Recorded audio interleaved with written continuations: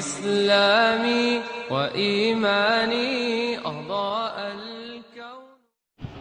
என் பேர் அப்துல் ஃபத்தா. நான் ஒரு மாணவன். எனக்கு ஒரு கேள்வி. எதனால் இசை ஹராம்? இசை ஹராம்னா அதுக்கான தண்டனை என்ன? ஜஸகுமுல்லா ஹைர். மாஷா அல்லாஹ். நான் சொன்னால் நீங்கள் கேட்பீங்களா? மாஷா அல்லாஹ். சரி, நீங்கள் பாருங்கள், இசை என்று வந்துவிட்டால் சில அறிஞர்கள், அவர்கள் எண்ணிக்கையில் குறைவு, எனக்கு தெரிந்து சற்று தாமதமாக வந்தவர்கள் சில காரணங்களை கொண்டு இசையை அனுமதிக்கிறார்கள். இருந்தாலும் நான் உங்களுக்கு சில விஷயங்களை தெளிவுபடுத்த நாடுகிறேன்.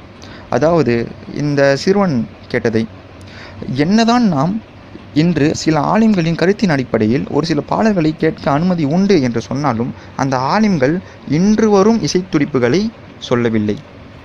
இந்த அகில உலகத்தில் எந்த ஒரு மார்க் அறிஞரும் அப்படி சொல்ல மாட்டார். எந்த ஒரு மார்க் அறிஞரும் பயோன்சே, மடோனா, மைக்கேல் ஜாக்சன் ஆகியோரின் இசைகளை கேட்க அனுமதி தரவில்லை. ஏனால் அது சுத்தமாக தடுக்கப்பட்டது. அது முதலில் மிக அசிங்கமானது, இழிவானது, மோசமானது. அதன் வசனங்கள் உங்களின் உடம்பை அசைக்க வைக்கிறது. மேலும் உங்களின் இச்சைகளை உற்சாகமடைய செய்கிறது. உங்கள் இச்சையின் உச்சிக்கே அது சென்றடைய வைக்கிறது. இந்த இசையின் தொழிற்சாலைகள் எந்த அளவுக்கு கொண்டு சென்றதென்றால் யூத கிறிஸ்தவர்கள் கூட இதனை தடுக்கிறார்கள்.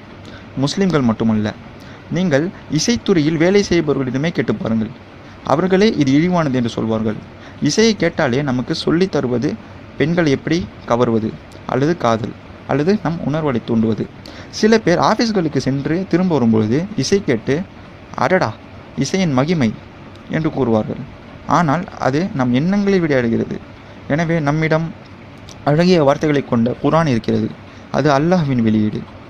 அல்லாஹ்வின் அழகான மேன்மைமிக்க சுத்தமான வார்த்தைகளை கொண்ட வெளியீடு. நாம் எக்காரணத்துக் கொண்டும் குர்ஆனுக்கு பதிலாக இசையை வைக்கக்கூடாது. ஆகவே இசை கேட்பவர்களுக்கு என்ன தண்டனை என்றால், வல்லாஹி அது அவருக்கும் அல்லாஹுக்கும் இடையே இருக்கக்கூடியது. அல்லாஹ் எதனை நாடுகிறானோ அதையே செய்வான். நான் எதை கூறிக்கொள்ள ஆசைப்படுகிறேன் என்றால், அல்லாஹ் மிக கருணையுடையவன், மேலும் மன்னிக்கக்கூடியவன். நிச்சயமாக அல்லாஹ் நாம் ஏதேனும் தவறுகள் செய்திருந்தால் அதை மன்னிப்பான். நாமும் அல்லாஹ்விடம் மன்னிப்பு கேட்க வேண்டும். நாம் மன்னிப்பு கேட்கும் பொழுது அல்லாஹ் நம்மை மன்னிப்பானா மாட்டானா என்ற சந்தேகம் இருக்கக்கூடாது. ஏனால் அது அல்லாஹ்வை அவமானம் செய்யும் ஒரு செயலாகும். எனவே நாம் அல்லாஹ்விடம் நம்பிக்கையாக மன்னிப்பு கேட்க வேண்டும். அல்லாஹ் நமக்கு உதவியும் ஹிதாயத்தும் கொடுத்து அருள் புரிவானாக. அல்லாஹ் உமக்கும் உன் குடும்பத்தாருக்கும் நம் எல்லோருக்கும் அருள் புரிவானாக.